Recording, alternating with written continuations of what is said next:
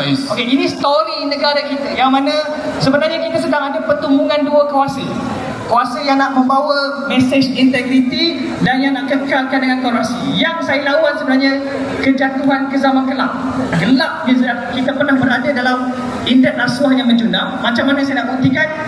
Kita tengok ni. Ini bukti yang nyata sejak 2014 sehingga 2018 jatuh menjunam. Masa itulah suara Melayu, perjuangan Melayu menjadi tunjang. Masa itulah indeks rasuah jatuh. Okey, Apa yang berlaku waktu ni? I don't know, mereka yang memimpin, indeks rasuah jatuh. Mungkin masa ni lah 1MDB muncul, FGB, Felda dan sebagainya muncul di sini. Tetapi kita ada sedikit lonjakan harapan kembali 2018, 2019. I remember this. Okey, tetapi sekali lagi jatuh 2019 ke 2022 jatuh.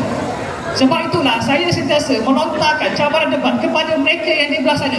You jawab di depan rakyat kenapa jatuh.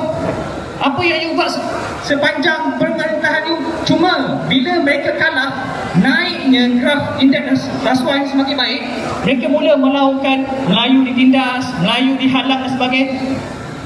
Melayu ditindas atau you yang hilang peluang nak menyakau ayat-ayat PMS, nak sakau.